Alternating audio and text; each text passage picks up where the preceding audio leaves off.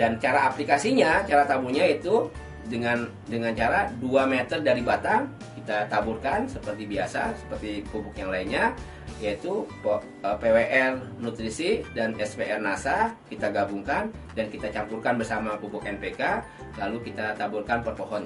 Dan ini memberikan satu dampak yang luar biasa. Sudah kita lakukan, aplikasikan di beberapa tempat, terutama di daerah-daerah yang memiliki lahan gambut, baik di Kalimantan, yaitu Kalimantan Tengah, Kalimantan Selatan, dan hasilnya luar biasa. Mungkin itu yang bisa saya sampaikan. Mudah-mudahan bisa menghasilkan hasil yang terbaik, produksi terbaik, dan mendapatkan keuntungan yang luar biasa. Baik, mitra sekalian, jangan lupa like, subscribe, bagikan, dan bunyikan loncengnya sehingga Anda tidak ketinggalan berita-berita terkini dari media sosial PT Natural Nusantara, Facebook, Instagram, Twitter, dan YouTube. Semangat pagi!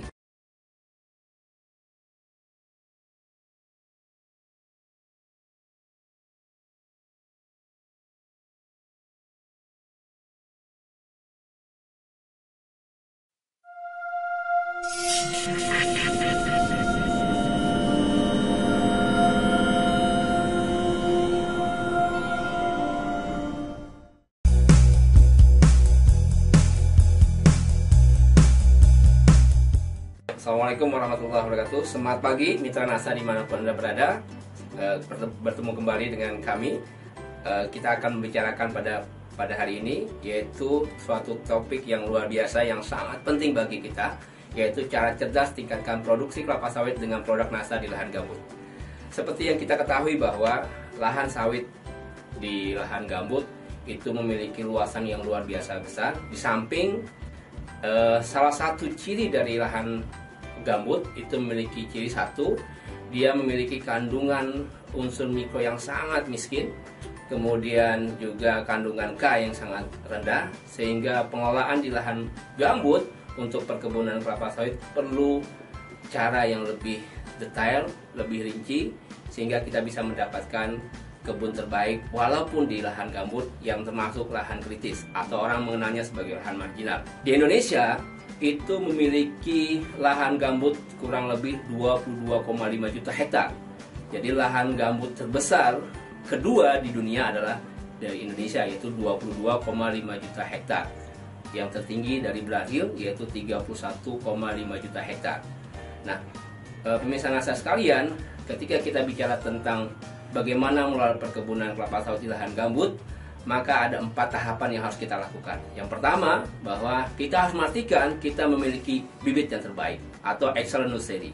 Kemudian yang kedua, kita harus bisa melakukan perawatan terbaik atau kita mengenal sebagai excellent immature. Kemudian yang ketiga adalah excellent production, dan terakhir adalah excellent estate. Artinya kalau kita ingin mendapatkan kebun terbaik, maka tidak bisa kita lupakan, kita harus bisa menghasilkan berasal dari bibit terbaik dengan perawatan terbaik, kemudian hasil produksi terbaik, sehingga kita bisa menghasilkan kebun terbaik walaupun di lahan gambut. Mitra NASA sekalian, kalaupun kita melihat produksi, ya kita mengenal ada namanya kelas lahan. Kelas lahan 1, kelas lahan 2, dan kelas lahan 3. Artinya lahan gambut rata-rata masuk ke dalam kelas lahan 3 atau kita kenal sebagai lahan marginal. Lalu kemudian kita harus punya standar. Kebun apa saja, kebun dengan usia berapa tahun, sehingga produksinya standar. Jadi misalkan sebagai salah satu contoh, kalau misalkan kita punya perkebunan kelapa sawit di lahan gambut usia 6 tahun misalkan, maka kita harus melihat sebagai standarnya adalah di S3 atau kelas lahan 3, usia 6 tahun paling harus mendapatkan 17 ton per hektar per tahun.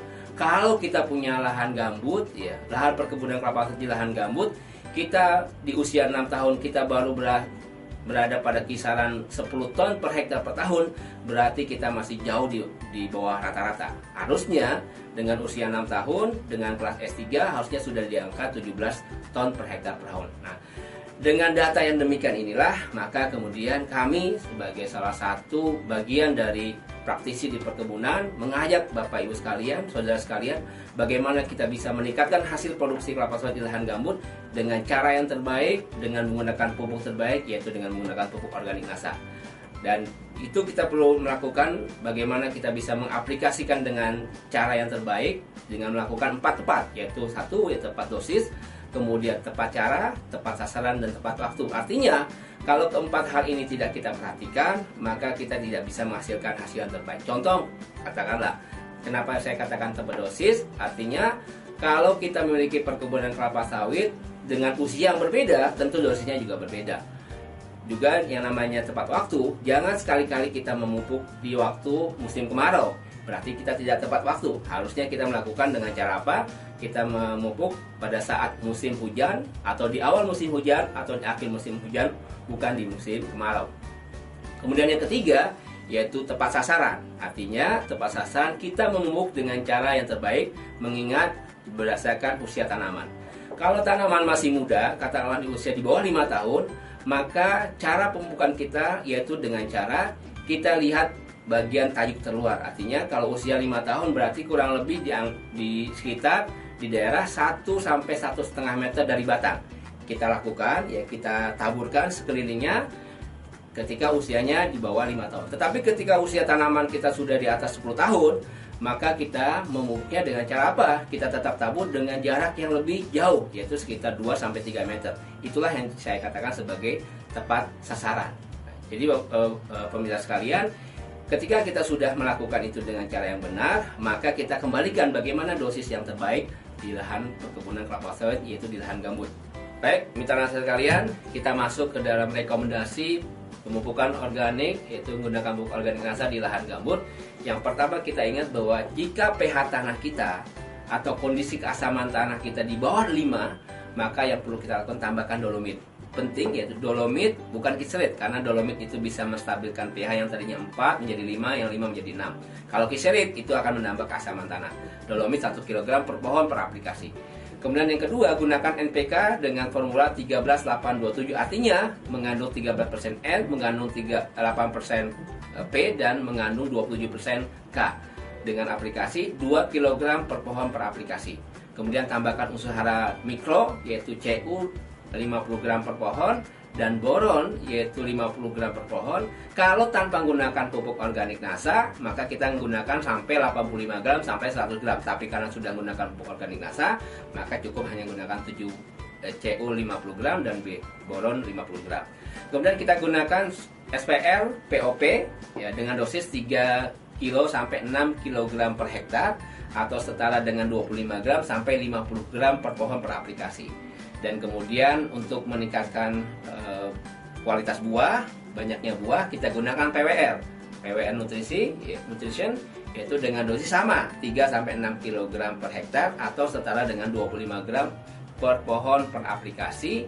Dalam 1 tahun kita gunakan paling tidak 2-3 kali aplikasi dalam setahun. Dan cara aplikasinya, cara taburnya itu dengan cara 2 meter dari batang kita taburkan seperti biasa, seperti pupuk yang lainnya, yaitu PWR Nutrisi dan SPR NASA kita gabungkan dan kita campurkan bersama pupuk NPK, lalu kita taburkan per pohon. Dan ini memberikan satu dampak yang luar biasa. Sudah kita lakukan, aplikasikan di beberapa tempat, terutama di daerah-daerah yang memiliki lahan gambut, baik di Kalimantan, yaitu Kalimantan Tengah, Kalimantan Selatan, dan hasilnya luar biasa. Mungkin itu yang bisa saya sampaikan. Mudah-mudahan bisa menghasilkan hasil yang terbaik, produksi terbaik, dan mendapatkan keuntungan yang luar biasa. Baik, mitra sekalian, jangan lupa like, subscribe, bagikan, dan bunyikan loncengnya sehingga Anda tidak ketinggalan berita-berita terkini dari media sosial PT Natural Nusantara, Facebook, Instagram, Twitter, dan YouTube. Semangat pagi!